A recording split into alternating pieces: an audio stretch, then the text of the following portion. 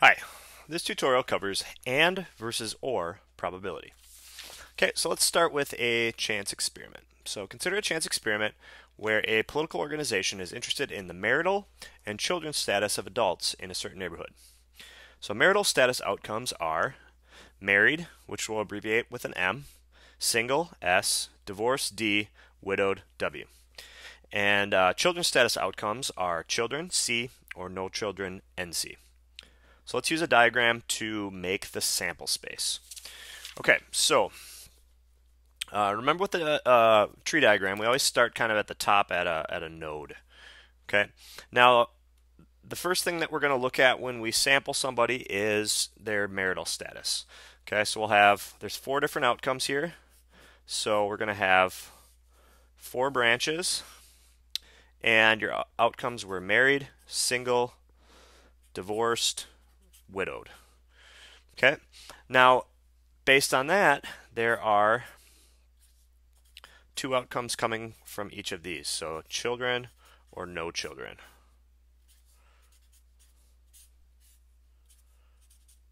Okay, so we can see that there are 8 total outcomes for this chance experiment.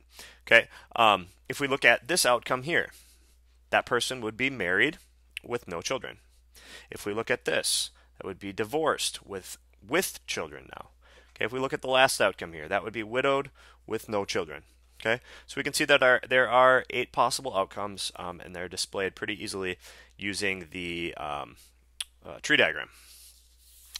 Okay, so now an adult from the neighborhood in question is chosen at random and is asked about his or her marital and children's status. So we're going to let A be the event that the adult is married. Okay, so we want to know, well, what are the possible outcomes for event A? Well, all we're concerned with is that the adult is married. So we want to know, well, how many of the 8 outcomes represent somebody that's married? And it's going to be this outcome and this outcome. So there are 2 outcomes, and the way we'll notate those are MC and MNC. Married with children, married, no children. Okay, let B be the event that the adult is married and has children. So what are the possible outcomes here? Okay, married and children. So now both of those 2 events, or both of those 2 outcomes need to be met, both married and children. Well, there's only one out of all the outcomes where it's married with children. Okay, so the possible outcome there's only one of them, MC. Okay, now let C be the event that the adult is married or has children. What are the possible outcomes here? Okay, so now married or has children. Okay, so in this case, married with children. Okay, that works. Married, no children. That works because in that case, both are married. Both of these outcomes include somebody that's married. Okay, and then single with children, divorced with children, widowed with children are all would all be outcomes where the person would be either married or have children. Okay, so if we write those out, MC, M, no C, so married, not children, single, children, divorced, children, widowed, children. Okay, so there are 5 possible outcomes here. Okay, you'll notice that I included married and children in this situation.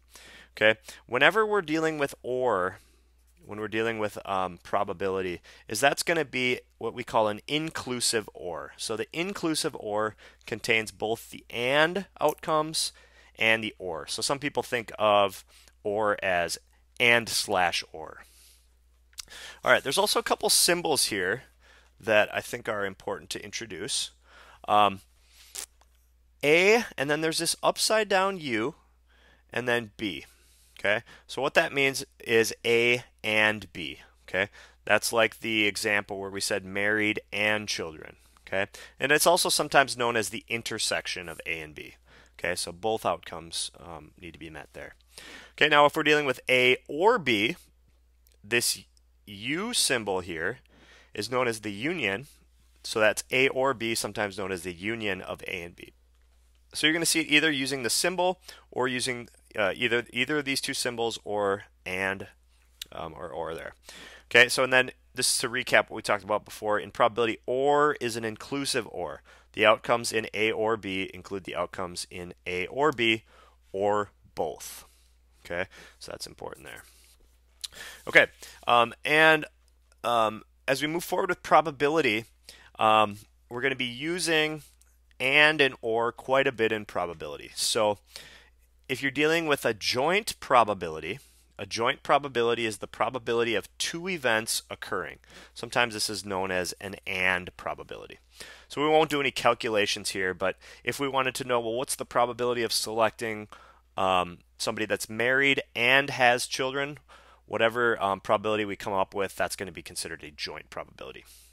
Okay, and then an either or probability is the probability of either of the two events occurring or both occurring. Okay, this is generally your or probability. So if we wanted to know what's the probability of somebody being married or having kids, that would be called an either or probability. So that has been the tutorial on and versus or probabilities. Thanks for watching.